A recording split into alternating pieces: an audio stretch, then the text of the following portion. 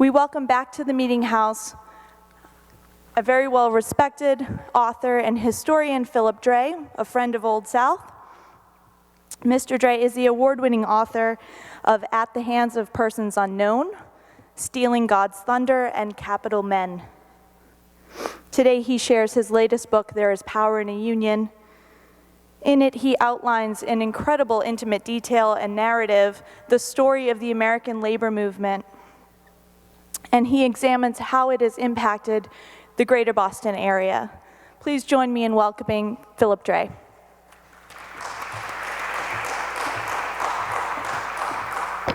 Thanks so much, and thanks, Robin, for having me here again. I always enjoy coming here. I have to be careful, though, because I came once to talk about a book I'd written about Benjamin Franklin and his invention of the lightning rod, and I got to talking about how one of the former ministers here, a man named Thomas Prince, who was a minister in the 18th century, had opposed Franklin. He thought the lightning rod was sort of interfering with God, who was responsible for hurling the thunderbolts. And as I was standing here talking about Reverend Prince, in a sort of maybe a way that would have been construed as a little questioning or disrespectful even, I felt this really sharp twinge in my back, almost as if he was still around here and he wasn't entirely happy with what I was saying. So I'm being to be very cautious.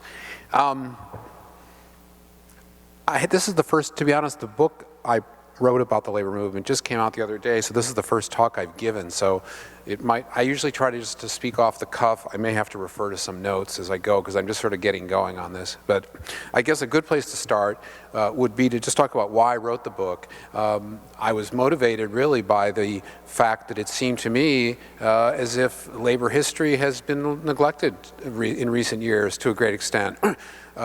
People think of labor today, or labor unions, often in a pejorative way. They think of them as harmful or troublemaking in some way. I'm old enough to remember when labor unions were considered something very positive, almost heroic, that they had helped bring about a lot of safeguards in the workplace, a lot of labor law, in fact had even helped democratize really what it meant to be a worker in America with some of the New Deal legislation like the Wagner Act that granted the rights of collective bargaining. So to me the labor movement was this huge movement, of course, that went on for decades and had all these very beneficial results. And of course, the real the kind of wonderful lesson, I think, of the labor movement, which is still very true, is that none of these rights were being handed out by government or industry.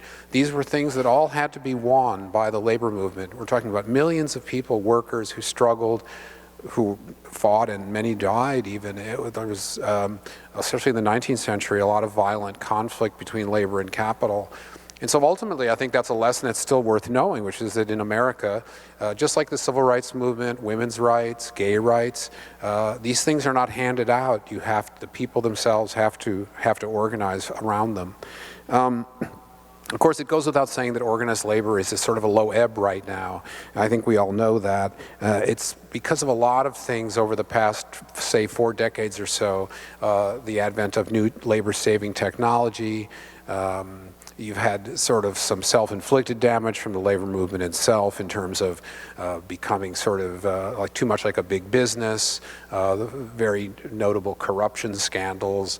Of course, one of the sort of overarching problems has been globalization, which means that companies are now free, as we all know. They can go look for non-union, low-wage labor all around the world. And so that pits American workers against odds that are very difficult to match. And so these kind of things that globalization, the outsourcing of work, has sort of undermined American workers to a great extent, and really in all ways, not just wages, but pensions and benefits, et cetera. I think there is some good news, though, in that I think labor, having been asleep at the wheel for a number of years, is sort of getting back on track a little bit and has sort of come to terms with the idea that the fight that now it's looking at is a global one. In other words, labor has to go global, basically. The corporations have a head start. The multinational corporations that can hire people from all over the world and open a factory in Honduras or Indonesia or wherever. Labor itself is kind of getting on board and both organizing across borders. As many of you know, there's like a sort of an anti-sweatshop campaign. These large corporations have proven vulnerable to trouble with their brand, basically. In other words, if a company is accused of using sweatshop labor, like Nike was several years ago, this can work in favor of the labor movement because workers abroad as well. So you have this kind of a new sort of dexterity on the part of labor and labor advocates that people are just sort of coming up to speed the last 5 or 10 years about how this might be deployed internationally. And of course, at the same time, you have workers, new types of workers being organized right here in America all the time. In fact, just the other day, there was an article in the New York Times about 10,000 workers in Los Angeles who work in the car wash business and who were completely unorganized. And of course, they were abused. They were being paid just dollars a day. Many of them were immigrants. So there's an effort now for them to become unionized as well. And of course, the car wash businesses are crying foul, like this will ruin us, and so on. But we do see this pattern, which is very reassuring, I think. And you've seen it recently in China as well, where, of course, workers suffer under very undemocratic conditions, really. And yet you see this impulse, which is simply that I believe workers will organize. At some point, they'll begin to learn their potential strength through collective action. And so I think that impulse, it may fade, it may ebb at various times, but I think it's always there. And that's really what kind of that's why I can call my book There Is Power in a Union. I think it's not only historically true, but I think it's just basically universally true. We've seen it happened in America too. I mean, right here in New England, you had this was really the birthplace of industry in America, the textile mills. Here in Massachusetts, in Lowell and Lawrence, and that's where you saw the first unionization, some of the first unionization really. It was often young women who were working under difficult condition in these textile mills. They didn't use the term strike then, they would say they turned out. In other words, they would just walk out of the factory because they were being asked to work 12, 14 hours a day, standing at looms. The air was foul with all this cotton dust, and it was just the conditions were really kind of miserable. And ironically, the industrial experiment in Massachusetts had begun with the idea that this would be a kind of a model for the rest of America. In other words, that America would not replicate the poor conditions that had adhered in Europe and in England. They were kind of infamous even in the early 19th century. And so there was an effort made at Lowell. They called it the Lowell Miracle. In other words, the idea that farm girls and other wholesome people could actually be attracted to leave the farm to instead adopt wage labor in these mills. And there was a system of boarding houses and sort of den mother types to kind of monitor the morality of the young women. And they had lyceum lectures. Ralph Waldo Emerson and other notable people went to lecture. So there was this kind of almost like an undergraduate kind of environment in these mill towns.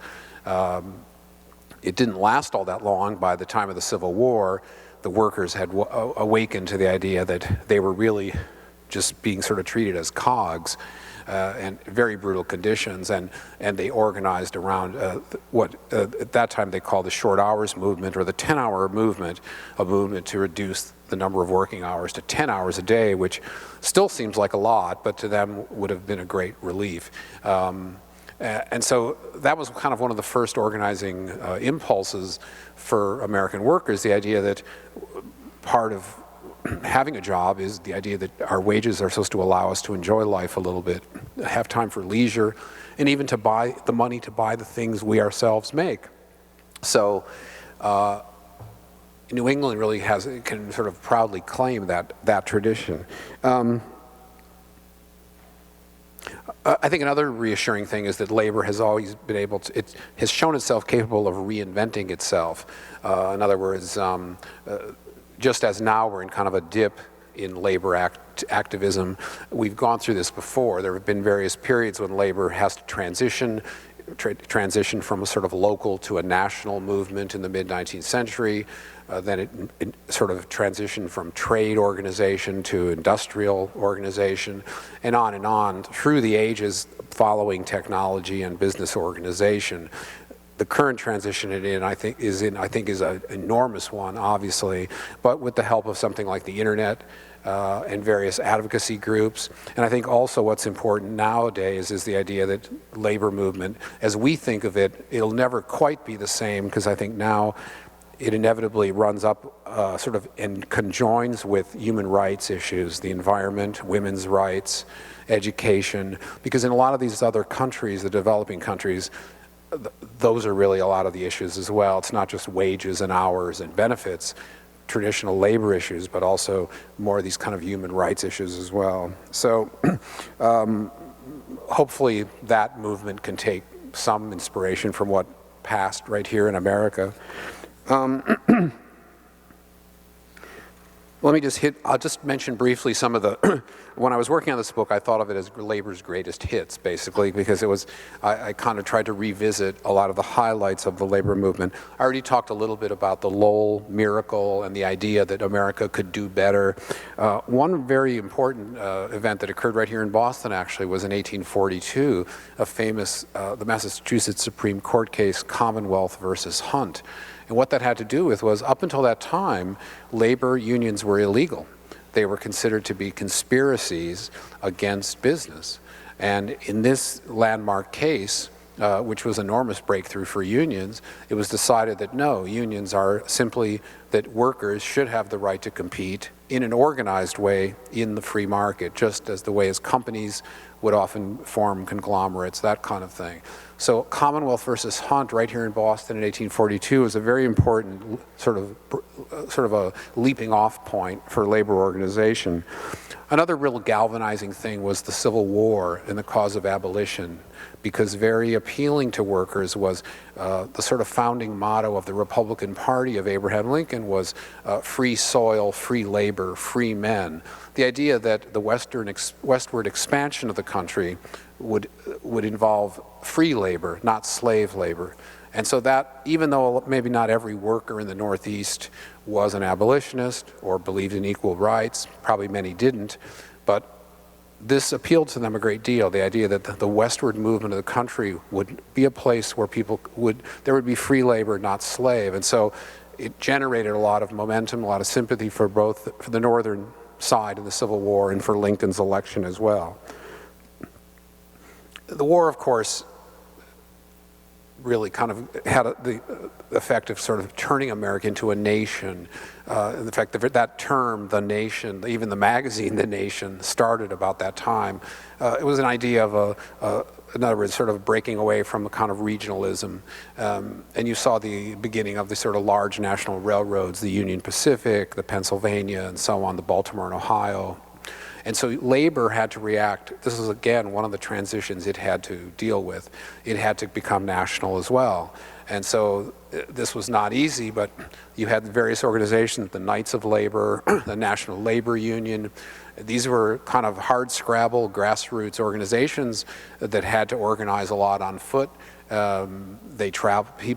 Organizers traveled widely all over the country trying to bring people into the union.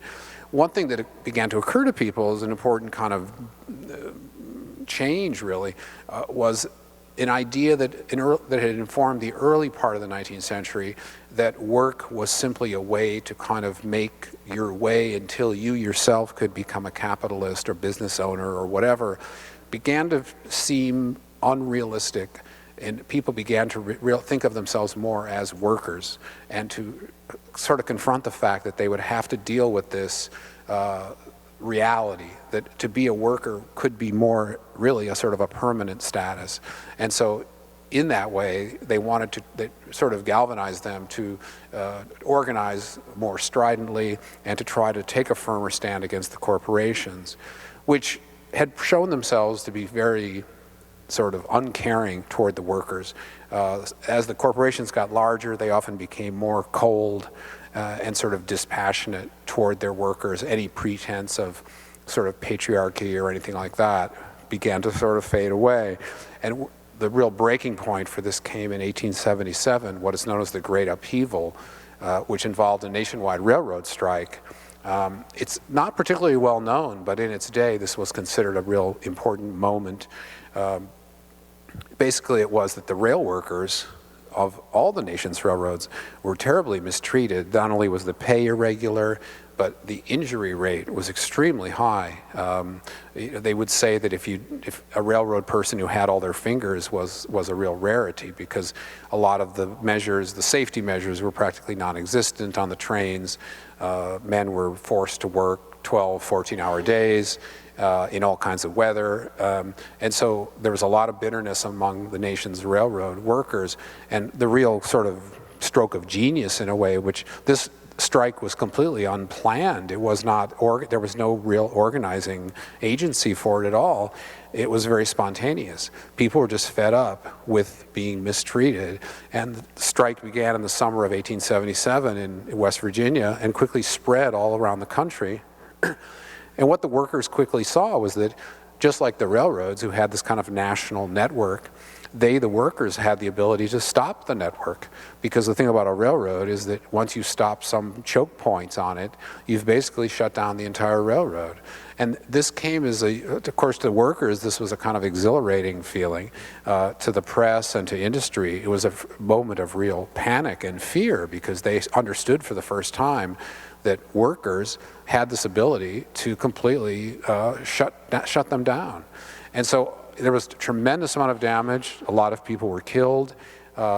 One sad development was that it was one of the first times that a president had sent federal soldiers, basically, to suppress a strike.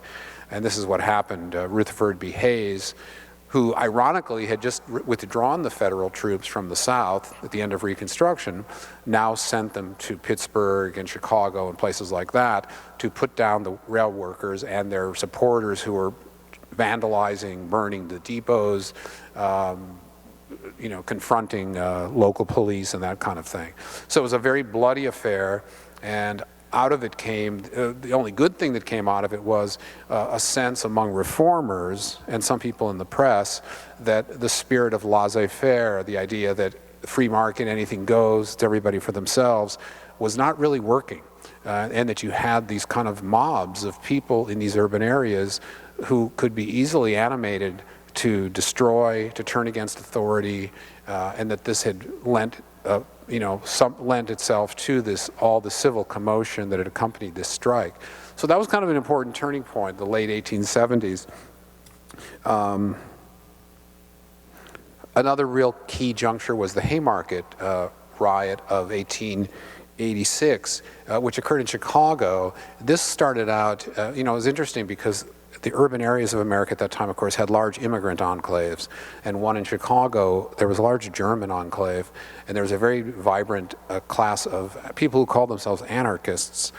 Now, the anarchists, especially those involved in the labor struggle, were a little vague about what it was they actually wanted, but what they felt was that, and they had good reason to believe this in a certain way, was that the capitalist system wasn't working, that you couldn't allow this system to exist that mistreated people in this way, not only workers, but by their dependents, their families. People were living in terrible slums. Remember, this was a time before there was inadequate relief. There was no federal relief, really. It was just churches, really, who might help. And so people were often living in destitution, even though a member of the family might have a job. So the anarchist message, which was basically to kind of stand up against this, the rhetoric could be very violent, talk about dynamite and bombs. A lot of it was just rhetoric. Many anarchists never did anything violent at all, but it contributed to an atmosphere in Chicago that proved very volatile. And what the Hay Market Riot really was sort of a police riot in a way. In other words, the police entered a square where there was a small meeting going on, and many people thought they had no reason to have come there in the first place. Someone threw a bomb at the police. It was never established who, and I think 7 or 8 policemen were killed. Well, of course, this was a complete outrage and ricocheted all around the country. The idea that anarchists had killed policemen in uniform.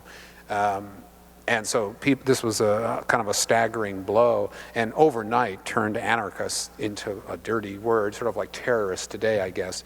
And if you were an anarchist, you were, of course, some of that is still lingering today. We still think of anarchists as people who throw dynamite bombs and things like that. Sadly, the Haymarket case ended also in a terrible disgrace, a judicial disgrace, in that the trial that was held in Chicago and convicted several leading anarchists, none of whom who had anything to do with the bomb at all. Many of them had not even been present in the square. It was really just kind of a witch hunt to go after these people, the leading anarchists in Chicago. They were sentenced to death. 4 of them eventually were hanged in Chicago. And this case was, for many, many years, considered kind of a rallying point for labor advocates and radicals because of the great injustice of it. And even to this day, there are marches out to the Haymarket Martyrs Monument in a cemetery in Chicago. It's still considered a very powerful affair, the great injustice of it, a little bit like the Sacco Vanzetti case that Robin mentioned before.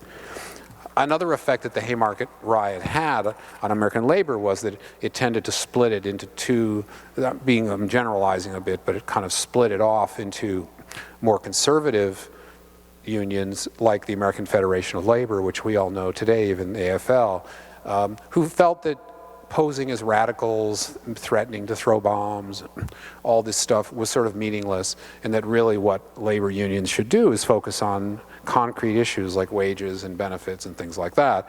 And then there was like another group that I guess maybe would become best represented by the Wobblies, the industrial workers of the world, who did still believe in kind of challenging the capitalist system itself and perhaps seeking ways to defy authority and to create another kind of reality for workers. Let me jump ahead just to talk a little bit about, this is again a little more Boston history, which is that a lot of this kind of, the conflict between labor and capital, I mentioned before that reformers became interested in finding a different way to go about this. This came to be known as industrial democracy toward the end of the 19th century, the early 20th century. It involved a couple of local Bostonians, actually Louis Brandeis, who later became a Supreme Court justice, and actually the 2 brothers who ran Filene's department store, which I think is right in the neighborhood here. The Filene company, in addition to introducing the bargain basement, Filene's was also a leader in sort of progressive reform for workers. Like if you had a job at Filene's, you were considered very fortunate. They had all kinds of sort of employee programs. The employees ran the grievance procedure. They ran the entertainment committee. They ran the cafeteria. And the Filene brothers were very interested in resolving labor conflicts ahead of time, basically, by saying, well, why don't we just find a way to work with these people and just acknowledge that labor has a voice. This is something that still was considered by many people, a lot of capital at that time still refused to deal with labor unions. They didn't want to have anything to do with them. They didn't trust them. They would say, well, why should I have a union running my company when I'm the one who's supposed to be running it, etc. So the Filene brothers were very progressive, and they, with Louis Brandeis, who was a local Boston lawyer, put together methods to try to, called industrial democracy, ways to bring people together and to give labor an equal share and a say as well. One of the first real applications of it came in New York in 1909, 1910, and 1911 around the garment workers' strikes. I don't know if you may have heard of these. They were huge strikes of garment workers in New York, many led by women. And Louis Brandeis got involved, and that was it became one of the first major strikes. He helped settle it with what he called the Protocols of Peace, which had to do with basically setting up a system in which a union would be recognized by a company, and there would be a fair, systematic collective bargaining so that these issues could be ironed out ahead of time and wouldn't result in a work stoppage. There was a sort of a coda to this, though, which is that next year, in 1911, one of the companies that had not agreed to the protocols of peace that remained outside of the agreement was called the Triangle Shirtwaist Company in New York. And there was a terrible fire one afternoon in March 1911. In fact, the 100th anniversary is coming up in New York. It's going to be a big affair. And it was a tragic event and one of the worst days in labor history. 146 young teenage women, largely women, most immigrants, some who didn't even speak English, were trapped on an upper floor of a building because there was inadequate fire safety measures. And indeed, one of the fire doors had been locked from the outside by the owners. And so it created some horrible images, a little bit like 9/11, where you had people jumping from the upper floors, the firemen couldn't reach them. This event, though, proved to be a catalyst for what was known as the Factory Investigating Committee of New York State. And that itself broke a kind of logjam, because prior to this time, the Supreme Court had ruled that the state governments didn't have any business telling businesses how to relate to their employees. In other words, that they couldn't be regulated.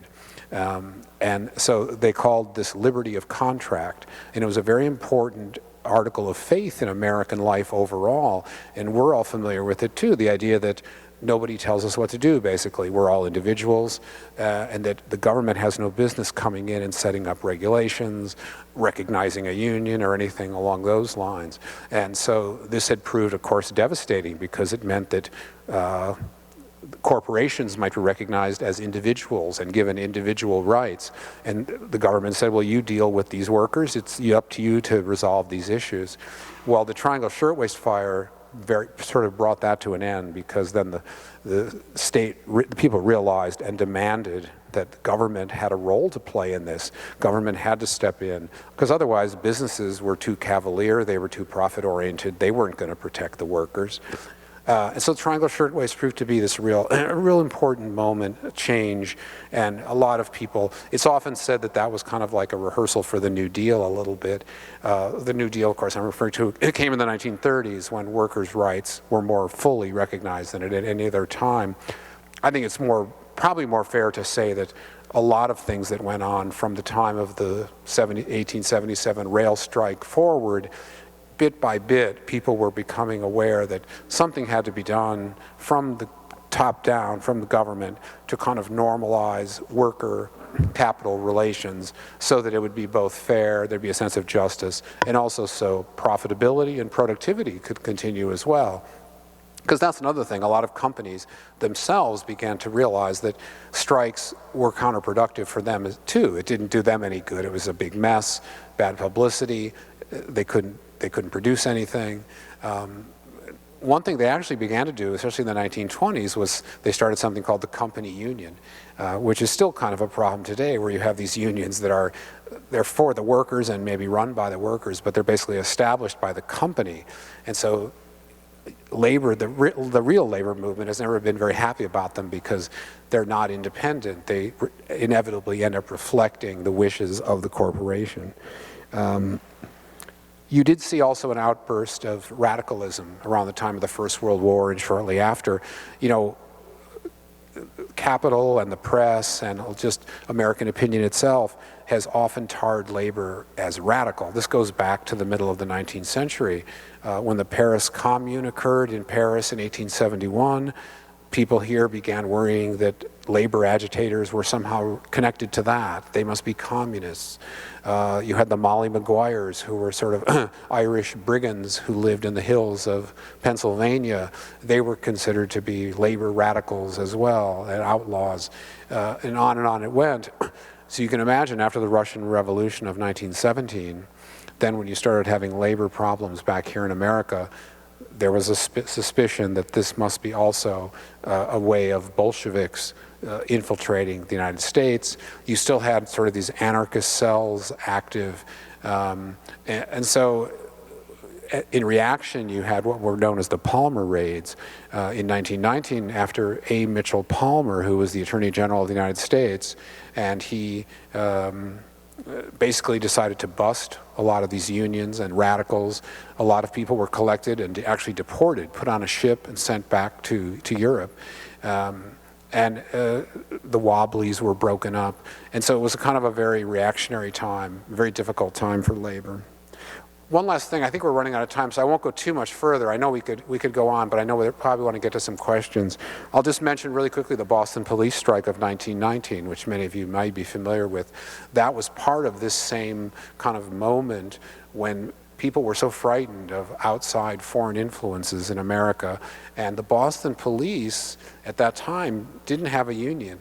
And they were very fed up because they had to work really long hours, like 12 hours a day. They often these hours meant they wound up having to sleep in a police precinct station, which were apparently reportedly not very sanitary. They had rodents and vermin and whatever in them. The police were not allowed to, if you were a policeman, you weren't allowed to leave town, even on your day off, for fear that you'd have to be called to work. So there were all kinds of injustices and going on with the police. They decided to form a union and affiliate with the American Federation of Labor. Well, the local police commissioner said no and dug in his heels and would not give in, even when outside people commented and said, well, gee, maybe you should what's the harm here? Most critically, the governor of Massachusetts, who was Calvin Coolidge at that time, weighed in on the side of the police commissioner and uttered this famous statement, which was, I'm paraphrasing, but it was something like, no American has the right under any circumstances to organize, no government employee has the right to organize and defy the citizenry of their state or country. In other words, so he was accusing the police of being disloyal and of putting Boston citizens at risk. And indeed, that's what happened. The police did go on strike. Harvard had to send members of the football team to be volunteer policemen to try to keep order in Boston. And in fact, right up and down here on, I think it's Washington Street here is the big shopping street. There were crowds looting the shoe stores, and it was mayhem because there were no policemen. And of course you had the Harvard football team, but there was only so much they could do. And I hope there are no members here today. But anyway, of course, Calvin Coolidge then went on, and the strike was broken. The police were all fired. They had to hire new policemen because they were all gone, basically. And Calvin Coolidge, he became famous overnight for this defiance of this Bolshevik unionizing effort here in Boston. And of course, went on to become the vice president. And when Harding died in office, President Harding, then Calvin Coolidge became president. I'm stopping way ahead, but I think we sort of run out of time. So let me cut it there, and we can go to some questions. If you want to ask a question, I'll repeat it, and that way if it's recorded, it'll be sure to be in there. Okay, go ahead. The question was about whether the Filene's example of sort of being a benign employer towards employees was replicated elsewhere.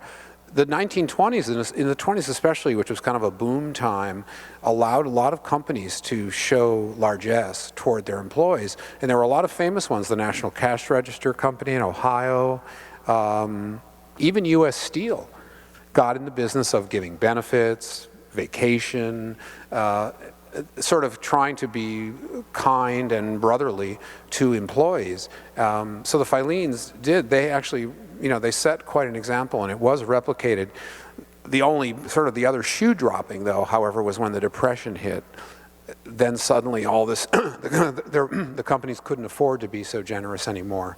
So that's when you kind of saw the downside of this sort of corporate paternalism, was that it only worked as long as the company was doing well. When things got not so good, that was one of the first things they pulled back on, was the benefits. Yeah.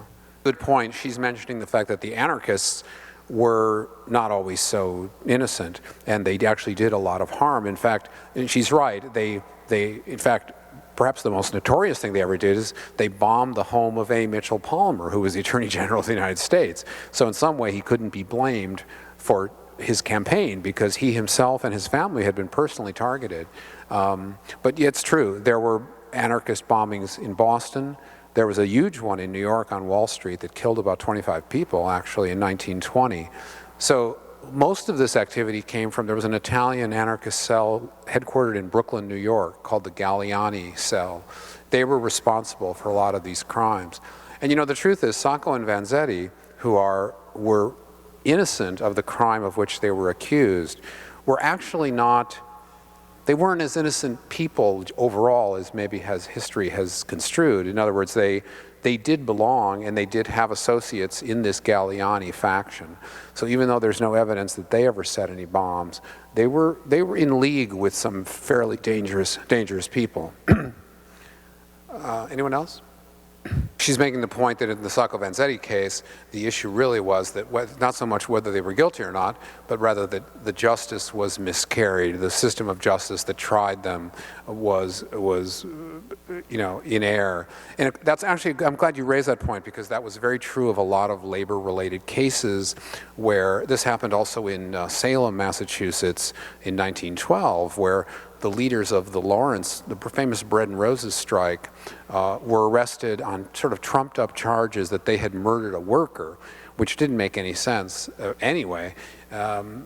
They were also tried in Salem, and it was a similar kind of thing where the justice system itself had sort of miscarried. It was quite clearly an effort to just get these men off the street, and they tried to convict them. This pattern would repeat itself very often, and I think it happened in the Sacco Vanzetti case as well, where the prosecution would simply find things these men had written, or magazines, just general anarchist publications, and just read from them into the court record, as if this alone would be enough to convict. And of course, unfortunately, the atmosphere was so volatile at some of these trials that it did, like in the Hay Market case, it did prove to be adequate to convict these men. The question has to do with the card check, what they call the EFCA. It has to do with how unions are recognized and organized. And of course, as many of you know, there's currently a law, legislation that the Democrats are trying to get passed, or a lot of the Democrats are, including President Obama, in Congress, which would allow for a simpler means of union organization, and that would mean that workers could simply sign a card indicating their preference about a union, as opposed to having a certified election to determine it. And even though certified election sounds like a good thing, traditionally it's been abused by management to sort of protract the process, to lobby against union factions and this kind of thing. And so unions today are very eager to have the law changed. And yes, I agree. I think that would be an incredibly helpful as a way to sort of accelerate union membership, because as you point out, this gentleman pointed out that a lot of the membership nowadays, growing membership, often is in public sector, municipal workers, and that certainly has been true, as well as among a lot of formerly ununionized labor as well. So I think there are these membership drives going on. I think a lot of the unions are much more conscious about working towards new membership, and that's a great thing. And I do think the EFCA, passing that law, would be a great help. I don't know what its prospects are. It had probably the best chance recently. It came up, Ted Kennedy put it up for a vote. I think what kind of killed it was the fact that there are conservative Democrats, the Republicans of course oppose it, but there were actually enough conservative Democrats who also failed to vote for it. I think that's really the problem. Yes? Right. The point he's making is that the card check system where the worker signs as well is risky, in that then everybody knows who signs and doesn't sign. The only problem with that is they've found that even though they talk about the secret ballot being, of the election being sort of a golden standard, that unfortunately what goes on is there is a lot of lobbying and sort of arm twisting that goes on from the company as they protract the process, and so that people do end up, not only do they know what side people are on, but there actually is some kind of intimidation and as well. And also just the fact that it drags it out. The company then finds a way to put off the day when they would have to actually recognize the union. So I think on both sides there are some, who knows, it may never, probably what will happen is, if anything is ever passed, it will be some version of the bill that's different than what it is now, because as you bring out, there are these differences that they don't seem to be able to resolve. The question had to do, first of all, you're James Green, aren't you? Professor Green is the author of a wonderful book about the Hay Market case, by the way, and probably others as well. The question was have to do with how would you present to a publisher or a reading audience the story of labor in a way that would be engaging. I kind of went to them with this plea that I mentioned at the top of my talk, which is basically that whatever happened to labor history? It's such a tremendous story, and yet it seems to have evaporated to a great extent. I especially notice, I live in Brooklyn, New York, in a neighborhood where I'm kind of a senior citizen, and a lot of the people are younger, and I would often talk to them, and they had their disdain for unions, their lack of respect for a picket line, any of these things that I kind of grew up with would always kind of startle me. So that's kind of how I went to the publisher. I went to Doubleday and said, what if there was a book that kind of went into the history of American organized labor, how it sort of told it as a story of a trajectory, how it began, what were some of its ideals, what were its successes, and how was it, what are the challenges it ran into. And so on that basis, they kind of, as sort of like something that had been neglected, that really was colorful. The thing about labor history, a lot of it can be very technical and involve infighting and this kind of thing, but a lot of it is very dramatic and involves masses of people, and like the history of any social movement in America. And for me, it was very familiar terrain because I had written books about the civil rights movement. And so I saw in the environmental movement as well. So to me, it kind of, I could see where there was a similar kind of growth and, these core principles. And it seemed worthwhile that people know about it. The truth is, the book is just out. I don't know. Maybe it will seem that there's very little interest in it. We'll see. Yes. You're asking about the sort of discrepancy between the heroic imagery of labor and the actual.